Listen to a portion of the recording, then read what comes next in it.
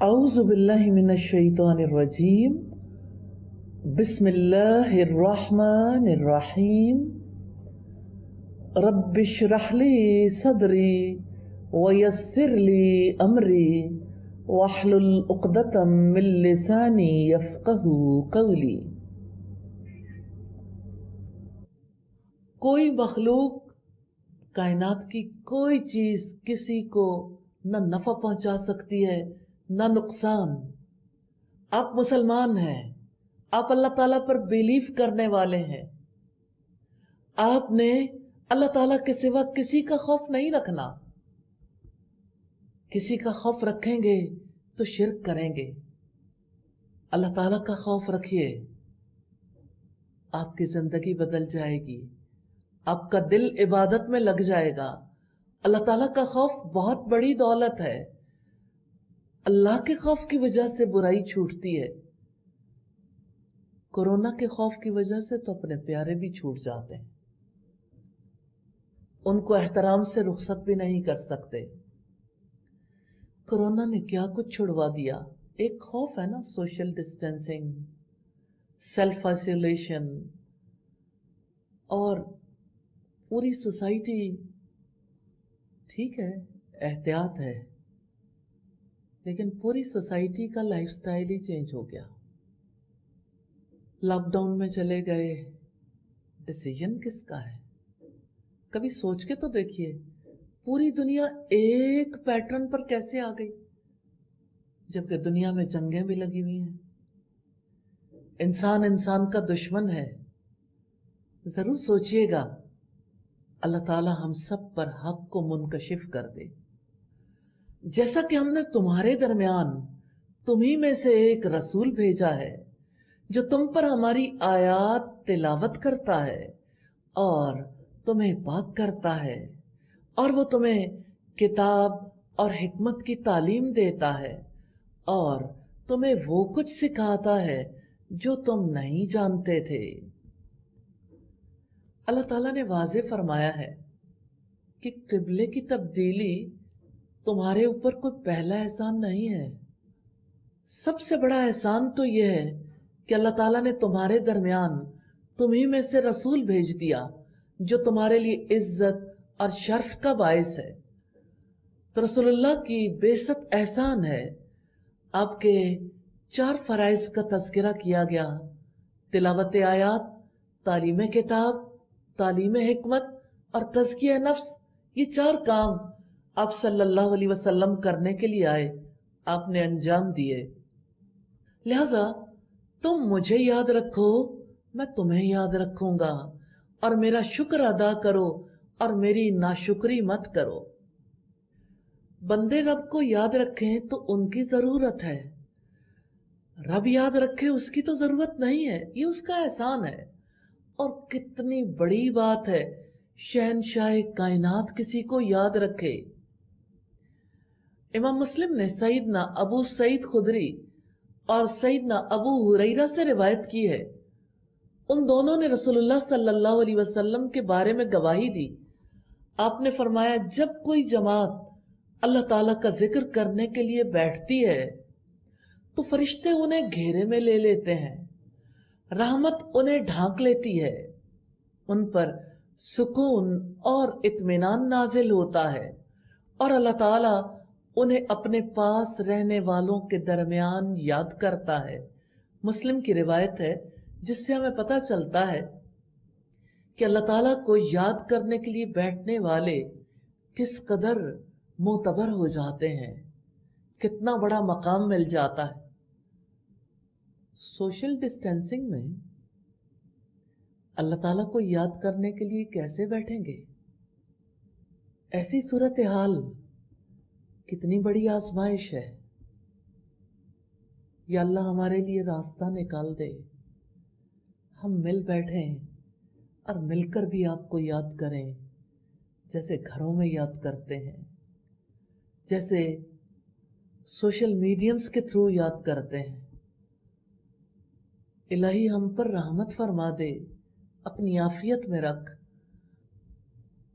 اور رب العزت نے شکر کا حکم دیا ہے اور ناشکری سے روکا ہے۔ بہت ہی پیاری دعا ہے۔ نبی صلی اللہ علیہ وسلم ایک بار سیدنا معاذ بن جبل کے کندھوں پہ ہاتھ رکھ کے کہنے لگے، اے معاذ، میں تم سے بے حد محبت کرتا ہوں، ہر فرض نماز کے بعد یہ دعا کرنی نہ بھولنا، اللہم اعنی علی ذکرک و شکرک و حسن عبادتک۔ اے اللہ، میں آپ کی مدد چاہتا ہوں، آپ کا ذکر کرنے کے لیے، آپ کا شکر ادا کرنے کے لیے اور آپ کی اچھی عبادت کے لیے۔ الہی ہم سب کو بھی توفیق عطا فرما دے۔ اور ناشکری کیا ہے؟ یہ دیکھنا کیا نہیں ملا، زندگی سے اس چیز کو نکال دیں، آپ بہت پر امید ہو جائیں گے۔ آپ کی زندگی سے ٹینشن اور ڈپریشن ختم ہو جائے گا، آپ کو غم نہیں لگے گا، کیونکہ شکر گزاری ہی انسانیت ہے کہ انسان احسان شناس ہو، اور جس کا احسان ہو اس کا شکر گزار ہو۔ اللہ تعالیٰ نے شکر والی زندگی سکھائی ہے، یا اللہ ہم سب کو شکر والی زندگی نصیب فرما دینا۔ رکو نمبر 3 ہے، یا ایھا الذین آمنوا استعینوا بالصبر والصلاۃ ان اللہ مع الصابرین۔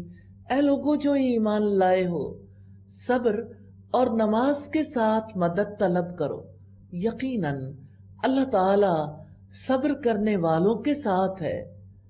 صبر کیا ہے؟ سیلف کنٹرول، روک لگانا۔ اب امیجن کیجئے، یہ جو رمضان کا مہینہ ہے نا، یہ صبر کا مہینہ ہے، روک لگانے کا مہینہ ہے۔ اللہ تعالیٰ اس میں صبر سکھاتے ہیں۔ جانتے ہیں سکھانے کا انداز کیا ہے؟ کھانے پہ روک لگا کے، پینے پہ، خواہشات پہ روک لگا کے۔ اللہ تعالیٰ نے سکھایا کیا ہے؟ برائی پر روک لگا دو، اور جھنجھلاہٹوں پر اور غصے پر، غم پر روک لگا دو۔ روک نہیں لگائیں گے نا، روگ لگ جائے گا۔ روک لگائیں گے تو اجر پائیں گے۔ رمضان کا مہینہ صبر کی تربیت کا مہینہ ہے۔ اللہ تعالی ہمیں صبر والی زندگی گزارنے کی توفیق عطا فرمائے۔ اور صبر کیا ہے؟ اپنے نفس کو مرغوب چیزوں سے روکنا۔ صبر کیا ہے؟ اللہ تعالیٰ نے جن چیزوں سے روکا ہے ان سے رک جانا۔ اور صبر کیا ہے؟ مناسب وقت کا انتظار کرنا۔ اور صبر کیا ہے؟ مصیبت پر اپنے جذبات کو تھام کے رکھنا، جزا فضا نہ کرنا، اللہ تعالیٰ کی تقدیر پر راضی رہنا۔ اللہ تعالیٰ نے مومنوں کو 2 ہتھیار بتائے ہیں، استعینوا بالصبر والصلاۃ، صبر اور نماز سے مدد لو۔ اگر آپ نے زندگی میں یہ 2 ہتھیار لے لیے، سکسیسفل ہو جائیں گے انشاءاللہ تعالی، کیونکہ انہی کے ساتھ باقی صفات اپنانی بھی آسان ہو جاتی ہیں۔ اور آپ سوچئے، آپ ایمان والی زندگی، نیکیوں بھری زندگی گزارنا چاہتے ہیں تو ثبات چاہیے نا۔ صبر و ثبات ہمارے یہاں استعمال کرتے ہیں اصطلاحی طور پر، صبر و تحمل، صبر و برداشت، صبر و ثبات۔ تو صبر سے ہی ثبات آتا ہے، صبر کی وجہ سے تحمل آتا ہے۔ اور صبر کی وجہ سے ہی ایک انسان آئیڈیل لائف گزار سکتا ہے۔ روک لگانا کتنا ضروری ہے نا۔ اپنے اوپر روک لگائیں گے نا تو اللہ تعالیٰ جہنم سے روک لگا دیں گے انشاءاللہ تعالیٰ۔ پھر فرمایا اور جو اللہ تعالیٰ کی راہ میں مارے جائیں تم انہیں مردہ نہ کہو بلکہ وہ زندہ ہیں لیکن تم شعور نہیں رکھتے۔ غزوہ بدر میں 14 مسلمان شہید ہوئے تھے۔ ان کے وارث حسب طبیعت رنج رکھتے تھے۔ ظاہر ہے کسی کی جان چلی جائے اللہ تعالیٰ کے لیے گئی ہے، بہرحال اپنا پیارا تو کھو دیا۔ لوگوں نے تذکرہ کیا فلاں شخص مر گیا، فلاں قتل ہو گیا، تو ظاہر ہے کہ لوگوں کو اس کی تکلیف بھی بہت تھی، اور کافروں نے بھی یہ کہنا شروع کر دیا کہ ناحق ایک شخص کے پیچھے ان لوگوں نے جان دے دی۔ تو مسلمانوں کو روک دیا گیا۔ روک ہے، روک بھی کتنی پیاری چیز ہے۔ روک دیا گیا مسلمانوں کو شہداء کو مردہ نہیں کہنا۔ روک والی زندگی خوبصورت زندگی ہوتی ہے۔ اور اب دیکھیے وہ تکلیف دور ہو گئی نا جو مردہ کہنے سے لاحق ہو رہی تھی۔ پھر فرمایا الذین اذا اصابتهم مصیبہ قالوا انا للہ وانا الیہ راجعون۔ وہ لوگ کہ جب کوئی مصیبت ان پر آتی ہے وہ کہتے ہیں بے شک ہم اللہ تعالیٰ کے لیے ہیں اور بے شک ہم اسی کی جانب لوٹنے والے ہیں۔ رب العزت نے شہداء کو مردہ کہنے سے روکا تھا کہ وہ زندہ تو ہیں، تم ان کا شعور نہیں رکھتے۔ اصل بات کیا ہے کہ جب کسی پر مصیبت آتی ہے، مصیبت کے موقع پر اگر وہ پہچان جاتا ہے کہ یہ رب کی مرضی ہے تو پکار اٹھتا ہے انا للہ و انا الیہ راجعون، بے شک ہم اللہ کے ہیں اور بے شک ہم اسی کی طرف لوٹ کر جانے والے ہیں۔ یہی لوگ ہیں جن پر ان کے رب کی طرف سے کئی مہربانیاں اور بڑی رحمت ہے، اور یہی لوگ ہدایت پانے والے ہیں۔ بات یہ ہے اللہ تعالیٰ کی طرف سے مہربانیاں ہیں، رحمت ہے، اور سب سے بڑی مہربانی ہدایت ہے۔ ہدایت سے مراد نفعمند علم اور عمل صالح کی توفیق ہے۔ اللہ تعالیٰ سے مانگ لیجئے نا، دعا کر لیں، اللہ تعالیٰ ضرور توفیق دیں گے۔ ہاں یہ یاد رکھیے گا نفعمند علم اور عمل صالح کس کو نصیب ہوتا ہے؟ صبر کرنے والوں کو، جو مشقت برداشت کر سکتے ہیں، جو ثابت قدمی اختیار کرتے ہیں، جن کے پاؤں ڈگمگاتے نہیں ہیں۔ صبری کے حوالے سے 2 مقامات کا تذکرہ ہے، 2 ایسے مقامات ہیں جو صبر کی نشانی ہے۔ ان الصفا والمروہ من شعائر اللہ، یقیناً صفا اور مروہ اللہ تعالیٰ کی نشانیوں میں سے ہیں۔ جانتے ہیں کس کی نشانی ہے؟ سیدہ ہاجرہ کی بھاگ دوڑ کی۔ پہاڑی نے تو صبر نہیں کرنا تھا۔ مبارک ہیں وہ ہستیاں جو اللہ تعالیٰ کے لیے زندگی گزارتی ہیں، امر ہو جاتی ہیں، انہی میں سیدہ ہاجرہ بھی ہیں۔ ان کی بھاگ دوڑ کو اللہ تعالیٰ نے تا قیامت مردوں عورتوں کے لیے نمونہ بنا دیا۔ تو جو کوئی بیت اللہ کا حج یا عمرہ کرے تو اس پر کوئی حرج نہیں کہ ان دونوں کا خوب طواف کرے، اور جو کوئی خوشی سے کوئی نیکی کرے تو یقیناً اللہ تعالیٰ قدردان ہے، سب کچھ جاننے والا ہے۔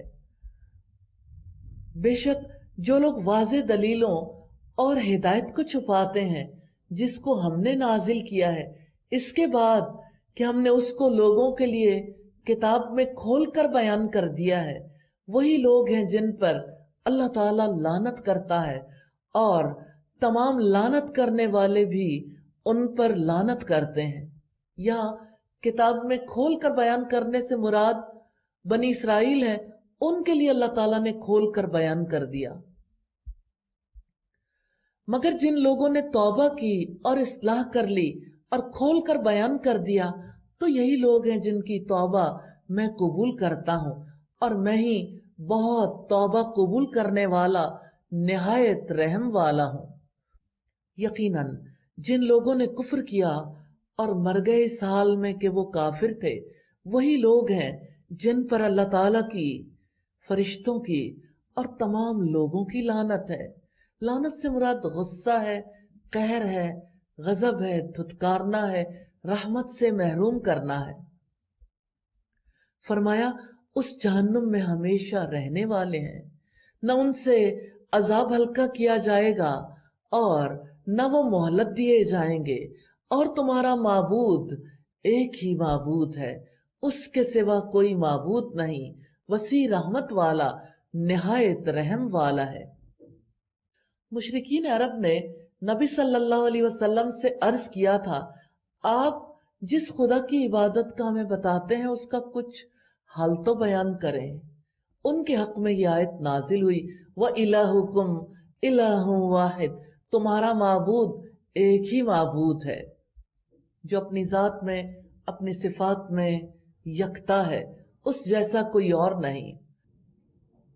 رکوع نمبر 4 ہے، ارشاد ہے جہانوں کے بادشاہ کا، ان فی خلق السماوات والارض واختلاف اللیل والنہار، بے شک آسمانوں اور زمین کی تخلیق میں اور رات دن کے بدلنے میں اور ان کشتیوں میں جو وہ چیزیں لے کر سمندر میں چلتی ہیں جو لوگوں کو نفع دیتی ہیں، اور اس پانی میں جو اللہ تعالیٰ نے آسمان سے اتارا، پھر اس سے زمین کو اس کی موت کے بعد زندہ کیا اور اس میں ہر قسم کے جانور پھیلا دیے، اور ہواؤں کی گردش میں اور بادلوں میں جو آسمان اور زمین کے درمیان مسخر ہیں، یقیناً ان لوگوں کے لیے بہت سی نشانیاں ہیں جو عقل سے کام لیتے ہیں۔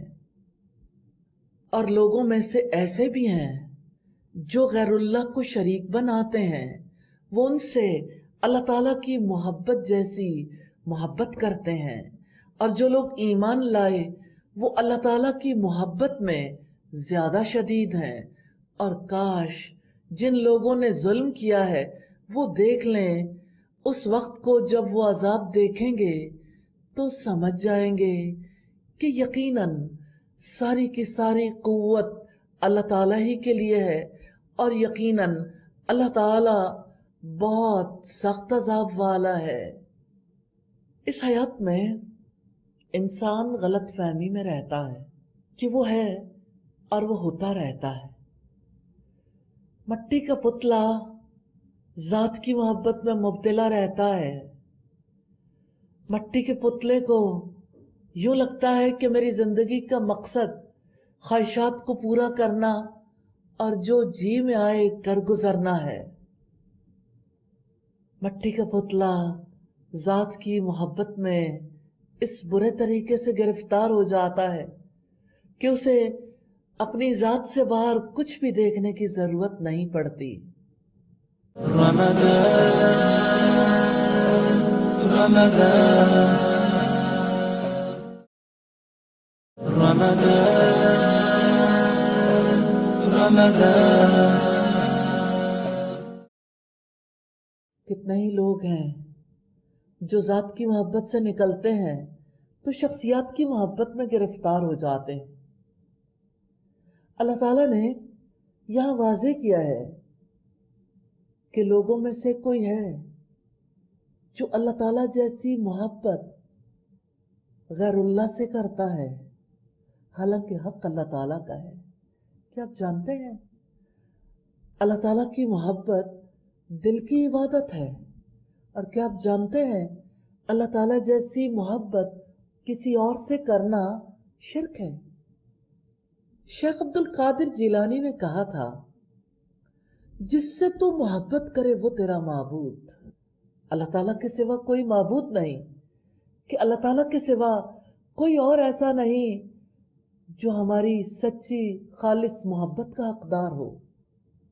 वल्लज़ीना आमनू अशद्दु हुब्बन लिल्लाह, जो लोग ईमान लाए वो अल्लाह ताला की मोहब्बत में शिद्दत पसंद है। वो अपने रब से मोहब्बत करते हैं क्योंकि वो अपने रब को पहचानते हैं। वो उनका मालिक है, वो उनका खालिक है, वो उनका राज़िक है। उन्हें इस बात का यकीन है बीमारी भी, शिफा भी उसी की जानिब से है। इसलिए उनका फोकस एक ही ज़ात रहती है और वो अल्लाह ताला की ज़ात है। सैयदना इब्राहिम अलैहिस्सलाम ने कहा था, वह इज़ा मरिस्तु फहुवा यशफीन, जब मैं बीमार होता हूँ वो मुझे शिफा देता है। जब हम बीमार होते हैं, सारी दुनिया बीमार हुई, कम अज कम बीमारी के खौफ में जरूर मुब्तला हुई, फिर शिफा के लिए किसको देखते हैं? सब खौफज़दा हो गए। सबको पता चल गया अल्लाह ताला से ज्यादा वायरस से डरते हैं और हर चीज से ज्यादा अपनी जिंदगी से मोहब्बत रखते हैं। जिंदगी तो हार देनी है, मिली इसलिए थी। इस जिंदगी की इतनी हिर्स रख कर कहां जाएंगे? जिंदगी तो रब ने अपने लिए दी है, क्यों ना उससे मोहब्बत कर लें जिसकी मोहब्बत अमर हो जाने वाली है। अल्लाह ताला की मोहब्बत में जो शदीद है वो पहचान लेते हैं सारी कुव्वत अल्लाह ताला के लिए है, और जो अल्लाह ताला के साथ दूसरों को शरीक ठहराते हैं वो क़यामत के दिन पहचानेंगे। रियली मामला तो इतना ही है। इस दुनिया में झगड़ा भी पावर का है। कौन कितना पावरफुल है यही मनवाने की तो कोशिश है। ईमान वाला एक ही चीज को मानता है, किसी की कोई कुव्वत नहीं, किसी की कुदरत नहीं, किसी का जोर नहीं, किसी का फैसला नहीं। कुव्वत उसी की, फैसले उसी के। हम तो सिर्फ इसलिए पैदा हुए कि उसके सामने सरे तस्लीम खम कर दें, और हमने उसके लिए अपने सरों को झुका दिया है। अल्हम्दुलिल्लाहि रब्बिल आलमीन। जब वो लोग जिनकी पैरवी की गई थी उन लोगों से बिल्कुल बेताल्लुक हो जाएंगे जिन्होंने पैरवी की, और वो अजाब को देख लेंगे और उनके आपस के ताल्लुकात बिल्कुल टूट जाएंगे। उनकी दोस्तियां, उनकी मोहब्बत, उनकी रिश्तेदारियां, रिहाई के सब हीले बहाने खत्म हो जाएंगे। और जिन लोगों ने पैरवी की थी कहेंगे काश हमारे लिए एक बार दोबारा जाना हो तो हम भी उनसे बिल्कुल बेताल्लुक हो जाएं जैसा कि वो हमसे बिल्कुल बेताल्लुक हो गए। इस तरह उन्हें अल्लाह ताला उनके आमाल उन पर हसरतें बनाकर दिखाएगा और वो जहन्नुम की आग से किसी सूरत निकलने वाले नहीं है। अल्लाह ताला ने इस दुनिया में कितनी बड़ी खबर दी है। तमाम दोस्त उस दिन एक दूसरे के दुश्मन होंगे सिवाय मुत्तकी लोगों के। दोस्तियां काम नहीं आएंगी, वो ताल्लुक काम आएगा जो ताल्लुक रब की खातिर होगा। आज ऐसे लोगों से ताल्लुक रखने की जरूरत है, उनकी सोबत इख्तियार करने की जरूरत है जिनसे अल्लाह ताला की मोहब्बत नसीब हो, जिनकी वजह से अल्लाह ताला की पसंद के काम करने मुमकिन हो जाए। क्योंकि माहौल के बगैर इंसान अपने रब की मोहब्बत भी इख्तियार नहीं कर सकता। ये दोस्त ही तो हैं जो सीधे रास्ते पे चलने नहीं देते। दोस्तियों के साथ अल्लाह ताला की मोहब्बत को इख्तियार करना बोझल हो जाता है। कहा किसी ने, मैं भी तो गर्द आलूद फिजाओं में रहता हूं, मेरा भी तो दामन मैला हो सकता है। कितनी मोहब्बतों से, یہ دل کا دامن میلا ہے، یہ دل کی بستی تو خدا کی بستی ہے، اس کی محبت کو دل میں بسا لیں، اس سے محبت کریں گے، کبھی یہ محبت ختم نہیں ہوگی، کبھی بے وفائی کا شائبہ بھی نہیں ہوگا، اور باقی محبتیں کچھ نہیں دیں گی۔ رکو نمبر 5 ہے، اے لوگو اس میں سے کھاؤ جو زمین میں ہے، حلال اور پاکیزہ، اور تم شیطان کے قدموں کی پیروی مت کرو، یقیناً وہ تمہارا کھلا دشمن ہے۔ اللہ تعالیٰ نے پوری انسانیت سے خطاب کیا ہے، حلال کھاؤ۔ بالکل قریبی ملک کی اگزامپل ہے، ہر حرام چیز کھا جاتے تھے، اب انہوں نے سرکاری طور پر اعلان کیا ہے صرف ان جانوروں کو کھا سکتے ہیں، پگ کے علاوہ سارے حلال جانور ہیں۔ آخر انسان تجربات سے بھی تو وہیں پہنچ رہا ہے جہاں اللہ تعالیٰ نے پہنچانا چاہا۔ مان جائیں اپنے رب کی بات کو، وہ دانا ہے، حکیم ہے، اس نے جن چیزوں کو حلال کیا وہ صحت کے لیے، عقل کے لیے، زندگی کے لیے مفید ہے، جن کو اس نے حرام ٹھہرایا وہ ہمارے لیے ہر اعتبار سے ناقص ہیں۔ یقیناً وہ تمہیں برائی اور بے حیائی کا حکم دیتا ہے، اور یہ کہ تم اللہ تعالیٰ پر وہ بات کرو جو تم نہیں جانتے۔ شیطان کس چیز کا حکم دیتا ہے؟ فحش کاموں کا، نافرمانی کے کاموں کا، مثال کے طور پر زنا، شراب نوشی، قتل اور اللہ تعالیٰ کی نافرمانی کے کتنے ہی کام۔ اور جب ان سے کہا جاتا ہے اس کی پیروی کرو جو اللہ تعالیٰ نے اتارا ہے، تو وہ کہتے ہیں بلکہ ہم تو اس کی پیروی کریں گے جس پر ہم نے اپنے باپ دادا کو پایا ہے۔ کیا اگرچہ ان کے باپ دادا تھوڑی سی بھی عقل نہ رکھتے ہوں اور نہ ہی وہ ہدایت پاتے ہوں؟ اور ان لوگوں کی مثال جنہوں نے کفر کیا اس شخص کی مثال جیسی ہے جو ان جانوروں کو پکارتا ہے جو پکار اور آواز کے سوا کچھ نہیں سنتے۔ وہ بہرے ہیں، گونگے ہیں، اندھے ہیں، سو وہ نہیں سمجھتے۔ دعا سے مراد قریب کی آواز ہے، ندا سے مراد دور کی آواز ہے۔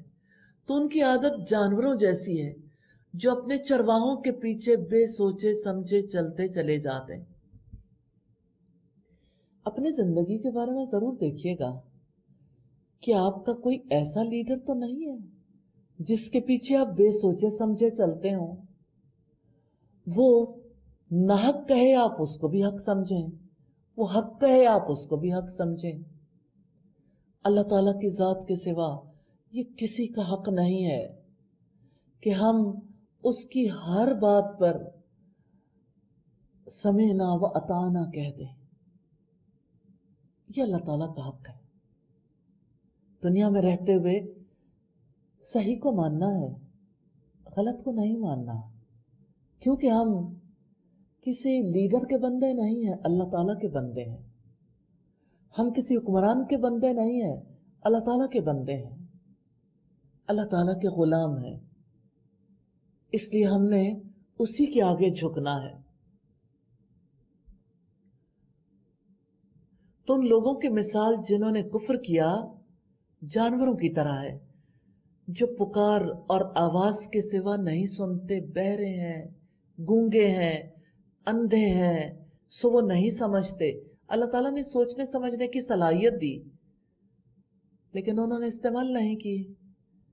پھر فرمایا اے لوگو جو ایمان لائے ہو، پاکیزہ چیزوں میں سے کھاؤ جو ہم نے تمہیں عطا کی ہیں، اور اللہ تعالیٰ کا شکر ادا کرو اگر تم صرف اسی کی عبادت کرتے ہو۔ ایک بار پھر طیبات کھانے کا حکم ہے۔ شیخ الاسلام امام ابن تیمیہ کہتے ہیں کہ طیبات سے مراد وہ کھانے ہیں جو عقل اور اخلاق کے لیے نفع بخش ہیں، اور اس کے مقابلے میں خبائث ان کھانوں کو کہتے ہیں جو عقل اور اخلاق کے لیے نقصان دہ ہیں۔ تو مجھے یہ بتائیے اللہ تعالیٰ کی مان لینے میں آخر रुकावट क्या है? इब्लीस के सिवा। इब्लीस ही तो चाहता है कि इंसान हलाल ना खाए, हलाल और हराम की तमीज ना रखे। सैयदना अनस बिन मालिक रज़ी अल्लाह तआला अन्हु से रिवायत है, नबी सल्लल्लाहु अलैहि वसल्लम ने फरमाया, अल्लाह ताला उस बंदे से खुश होता है जो खाना खाता है उस पर अल्लाह ताला की हम्द करता है, और कुछ पीता है तो उस पर भी अल्लाह ताला की हम्द करता है। हलाल दरअसल पाबंदी को खोल देना है ना, तो जब पाबंदी खुल गई तो हमारा फर्ज है कि अल्लाह ताला का शुक्र अदा करें। अल्लाह ताला से दुआ है वो हमें तौफीक अता फरमाए। अल्लाह ताला ने इंसानों पर बड़ा रहम फरमाया, ऐसा नहीं किया कि हलाल की एक तवील फहरिस्त जारी कर दी हो। इसकी बजाय सिंपली 4 चीजों के बारे में बता दिया वो हराम है। आपके लिए भी याद रखनी आसान है ना, और आपको तो ऑलरेडी याद होंगी। यकीनन अल्लाह ताला ने तुम पर हराम किया है मुर्दार, खून और सूअर के गोश्त को, और जिस पर गैरुल्लाह का नाम पुकारा जाए। फिर जो शख्स मजबूर कर दिया जाए इस हाल में कि ना वो बगावत करने वाला हो और ना वो हद से बढ़ने वाला हो, तो उस पर कोई गुनाह नहीं। यकीनन अल्लाह ताला बेहद बख्शने वाला, निहायत रहम वाला है। 4 चीजें जिनको हराम किया गया उसमें मुर्दार भी है। कभी कभी मैं सोचती हूँ, हम पाकिस्तान में रहते हैं और पाकिस्तान में रहने वाले जब बिजनेस करते हैं तो नहीं सोचते हलाल क्या है हराम क्या है। मोस्टली मरी हुई मुर्गियां खिला देते हैं। कभी आपने भी वायरल वीडियोस देखी होंगी, मरी में एक ट्रक मरी हुई मुर्गियों का आया है। सारी मुर्गी उन इंसानों को खिला देते हैं जो अल्लाह ताला पर ईमान रखते हैं। मुर्दार हराम है, मुर्दार बेचना भी हराम है, मुर्दार खिलाना भी हराम है। और मरने वाला खा तबई मौत मरे, लाठी लगकर मरे, सींग लगने से या किसी जगह से उलटकर मरे, ऊंची जगह से गिरकर मर जाए, या किसी जानवर को कोई दरिंदा मार डाले, बहरहाल जब मर गया तो वो हराम है। सैयदना अब्दुल्लाह इब्न उमर से रिवायत है, नबी सल्लल्लाहु अलैहि वसल्लम ने फरमाया, अल्लाह ताला ने हमारे लिए 2 मुर्दे और 2 खून हलाल कर दिए। 2 मुर्दों से मुराद मछली और टिड्डी है, और 2 खून से मुराद कलेजी और तिल्ली है। इसी तरह से जिसको हराम किया वो सूअर का गोश्त है, नजिस है, उसका गोश्त खाना हराम है।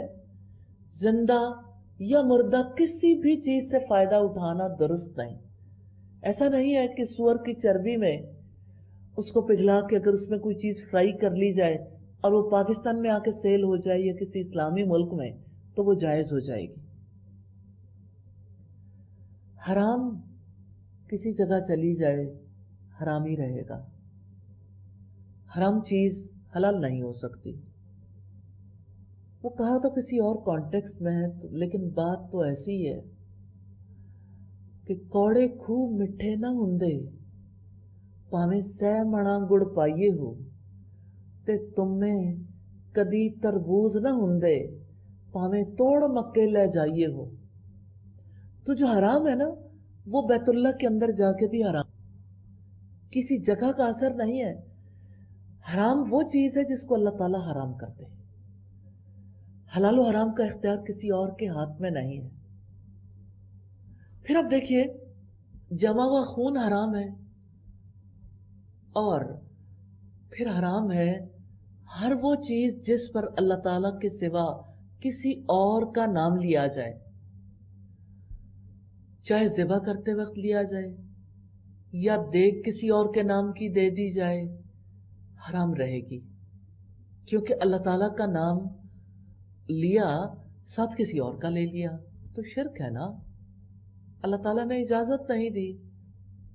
फिर फरमाए, यकीनन जो लोग उसको छुपाते हैं जो अल्लाह ताला ने अपनी किताब में से नाजिल किया है, और उसके बदले में وہ تھوڑی قیمت حاصل کرتے ہیں. یہ لوگ اپنے پیٹوں میں آگ کے سوا کچھ بھی نہیں کھا رہے، اور قیامت کے دن اللہ تعالیٰ نہ ان سے بات کرے گا، نہ انہیں پاک کرے گا، اور ان کے لیے دردناک عذاب ہے. جانتے ہیں تھوڑی قیمت سے کیا مراد ہے؟ پوری دنیا بھی تھوڑی ہے. آج کل تھوڑی قیمت لینے کے بہت سے طریقے ہیں. جیسے قرآن مجید کے بارے میں دلوں میں غلط فہمیاں ڈال دی جاتی ہیں.